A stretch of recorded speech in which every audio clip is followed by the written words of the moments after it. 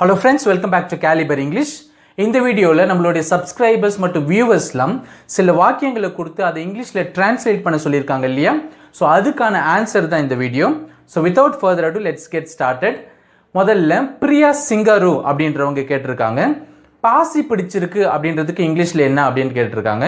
அது இங்கிலீஷில் நம்ம இட்ஸ் மாசி அப்படின்னு சொல்லலாம். அப்படி இல்லைன்னா இட்ஸ் கவர்ட் வித் மாஸ் அப்படின்னு சொல்லலாம். மாஸ் அப்படின்னா பாசி அப்படின்னு அர்த்தம். சப்போஸ் தொட்டி பாசி பிடிச்சிருக்கு, அது எப்படி இங்கிலீஷில் சொல்றது? த டப் இஸ் மாசி அப்படின்னு சொல்லலாம். அப்படி இல்லைன்னா the tub is covered with moss அப்படின்னு சொல்லலாம். அடுத்ததா சிவகுமார் அப்படின்றவர் தண்ணியை அண்ணாந்து குடி, வாய் வச்சு குடிக்காம அண்ணாந்து குடி அப்படின்னு சொல்லுவோம் இல்லையா? அண்ணாந்து குடிக்கிறதுக்கு என்ன இங்கிலீஷ்லன்னு கேட்டிருக்காங்க. ஸ்கை ட்ரிங்க் த வாட்டர் அப்படின்னு சொல்லலாம். ஸோ அவர் இன்னொரு கேள்வி கேட்டிருக்காரு, வாய் வச்சு குடிக்காத அப்படின்றது எப்படி இங்கிலீஷில் சொல்றதுன்னு கேட்டிருக்காரு. அதுக்கு நான் ஏற்கனவே சொல்லியிருக்கிறேன், டோன்ட் சிப் அப்படின்னா வாய் வச்சு குடிக்காத அப்படின்னு அர்த்தம். தண்ணியை வாய் வச்சு குடிக்காதுன்றதுக்கு டோன்ட் சிப் த வாட்டர் அப்படின்னு சொல்லலாம். Next, R Nivetha has given me a bunch of sentences to translate into English. முதல்ல பார்த்தீங்கன்னா கண்ணு கூசுது அப்படின்றது எப்படி இங்கிலீஷில் சொல்றதுன்னு கேட்டிருக்காங்க. கண்ணு கூசுது அப்படின்றது இங்கிலீஷில் my eyes are dazzled அப்படின்னு சொல்லலாம். அப்படி இல்லைன்னா I am dazzled அப்படின்னு சொல்லலாம். ஸோ dazzle அப்படின்னா கண்ணு கூசுறது அப்படின்னு அர்த்தம். சப்போஸ் சூரிய வெளிச்சத்தால் என் கண்ணு கூசுது அப்படின்றத இங்கிலீஷில் my eyes are dazzled by the sunlight அப்படின்னு சொல்லலாம். அப்படி இல்லைன்னா I am dazzled by the sunlight அப்படின்னு சொல்லலாம். அவன் சொல்றது ஒன்று, செய்யறது ஒன்று, அதை எப்படி இங்கிலீஷில் சொல்றது அப்படின்னு பார்க்கலாம். He says one thing but does another அப்படின்னு சொல்லலாம். அப்படி இல்லைன்னா his words don't correspond to his actions அப்படின்னு சொல்லலாம். அப்படின்னா அவனுடைய வார்த்தைகளும் செயல்பாடுகளும் ஒன்றா இல்லை, வேற மாதிரியா இருக்கு அப்படின்னு அர்த்தம். ஒன்றுமே நடக்காதது போல அவன் இருக்கிறான் அப்படின்றத இங்கிலீஷில் எப்படி சொல்றது? he behaves as if nothing happened அப்படின்னு சொல்லலாம். அது ஆன்ல இருக்கா இல்லையா அப்படின்றத இங்கிலீஷில் is it on or not அப்படின்னு சொல்லலாம். அது ஆன்ல இருக்கா ஆஃப்ல இருக்கா அப்படின்றத இங்கிலீஷில் is it on or off அப்படின்னு கேட்கலாம். கட்டில் உள்ள போர்வைய மடி அப்படின்றத இங்கிலீஷில் fold up the blanket that is on the cot அப்படின்னு சொல்லலாம். அப்படின்னு சொல்லலாம்.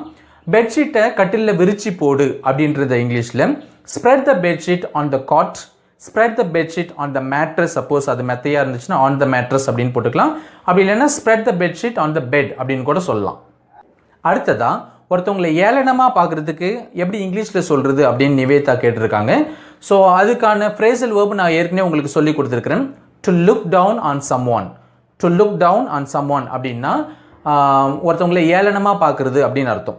ஃபார் எக்ஸாம்பிள், அவர் எங்களை எப்பயுமே ஏளனமாக பார்க்குறாரு அப்படின்றத இங்கிலீஷில் he always looks down on us அப்படின்னு சொல்லலாம்.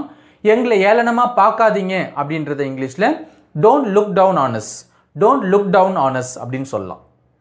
நெக்ஸ்ட், இர்ஷாத் அப்படின்றவர் கேட்டிருக்கிறாரு, நீங்கள் சொன்னது எனக்கு சம்மந்தம் இல்லாத விஷயம் அப்படின்றத எப்படி இங்கிலீஷில் சொல்கிறது அப்படின்னு கேட்டிருக்காரு. அதை நம்ம இங்கிலீஷில் what you said has nothing to do with me அப்படின்னு சொல்லலாம். அப்படின்னு சொல்லலாம். அப்படி இல்லை அந்த ஹேஸுக்கு பதில் இஸ் கூட போட்டுக்கலாம். what you said is nothing to do with me. அப்படி இல்லைனா the matter you said is nothing to do with me அப்படின்னு சொல்லலாம். Next, Nandini Pandiraj has also given me a set of sentences to translate. அதில் first sentence என்னதுன்னா, உங்களுடைய பொண்ணு டெஸ்ட்டுக்கு படிச்சுட்டு வரல அப்படின்றத எப்படி இங்கிலீஷில் சொல்கிறது அப்படின்னு கேட்டிருக்காங்க. அதை நம்ம இங்கிலீஷில் your daughter did not come prepared for the test அப்படின்னு சொல்லலாம். உங்களுடைய பொண்ணு டெஸ்ட்டுக்கு படிக்கல அப்படின்றத இங்கிலீஷில் your daughter did not study for the test அப்படின்னு சொல்லலாம். அடுத்ததா, ஹோம்ஒர்க்லாம் பண்ணும்போது ஆன்சரை அவனை சொல்லிக்கிட்டே பண்ண சொல்லுங்க அப்படின்றத எப்படி இங்கிலீஷில் சொல்லலாம் அப்படின்னு கேட்டிருக்காங்க. நம்ம அதை இங்கிலீஷில் ask him to recite the answer while doing the homework அப்படின்னு சொல்லலாம். அடுத்ததா, எங்கள் பையனுக்கு மொட்டை போடுறதுக்காக ஊருக்கு போகிறோம், திரும்பி வர்றதுக்கு 1 வாரம் ஆகும் அப்படின்றத எப்படி இங்கிலீஷில் சொல்கிறது அப்படின்னு கேட்டிருக்கீங்க. இந்த இடத்துல ஊருக்குன்ற இடத்துல நம்ம ஊரோட பேர் ஏதாவது போடணுன்னாலும் போட்டுக்கலாம். For example, we are leaving for Tripati for the tonsuring ceremony of our son. It will take us 1 week to return home அப்படின்னு சொல்லலாம். அடுத்ததா, உங்கள் பொண்ணுக்கு உடம்பு சரியில்லைன்னா ரெஸ்ட் எடுக்க சொல்லுங்கள், உடம்பு சரியானது ஸ்கூலுக்கு அனுப்புங்க அப்படின்றத எப்படி இங்கிலீஷில் சொல்கிறது அப்படின்னு கேட்டிருந்தீங்க. If your daughter is sick ask her to take rest, send her back to school once she is recovered அப்படின்னு சொல்லலாம். If your daughter is sick ask her to take rest, send her back to school once she is recovered அப்படின்னு சொல்லலாம்.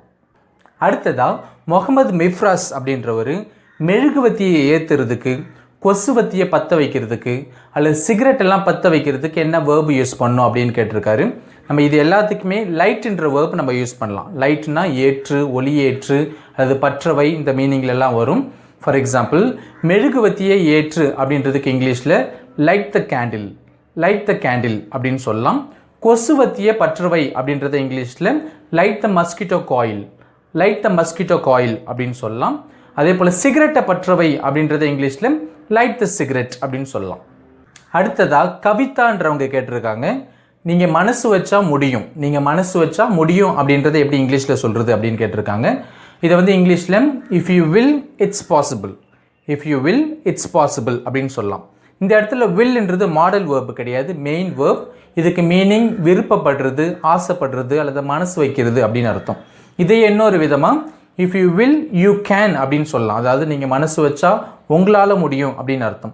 அல்லது இதையே நம்ம ஒரு proverb use பண்ணி கூட சொல்லலாம். If there is a will there is a way அப்படின்னா மனம் இருந்தால் மார்க்கம் உண்டு. இன்னொரு விதமாக மனசு வச்சா முடியும் அப்படின்னு அர்த்தம்.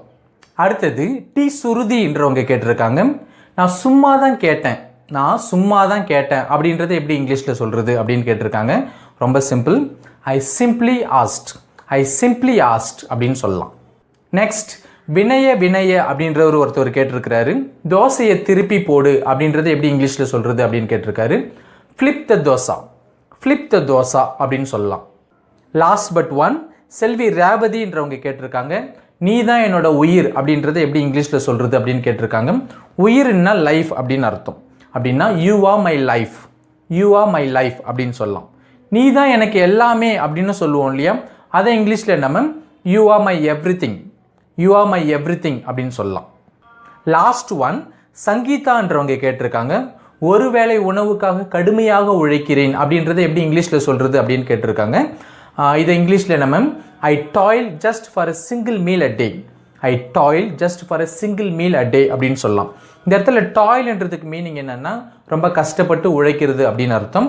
அப்படி இல்லையா I sweat just for a single meal a day, I sweat just for a single meal a day அப்படின்னு சொல்லலாம். இந்த இடத்துல ஸ்வெட்ன்றதுக்கு என்ன மீனிங்னா ரொம்ப வேர்வை சிந்தி உழைத்தல் அப்படின்னு அர்த்தம். That's all for today. இந்த வீடியோ உங்களுக்கு பிடிச்சிருந்துச்சுன்னா லைக் பண்ணுங்கள், ஷேர் பண்ணுங்கள், கமெண்ட் பண்ணுங்கள், மறக்காமல் சப்ஸ்கிரைப் பண்ணுங்கள். மீண்டும் நம்ம அடுத்த வீடியோவில் சந்திக்கலாம். தேங்க்யூ.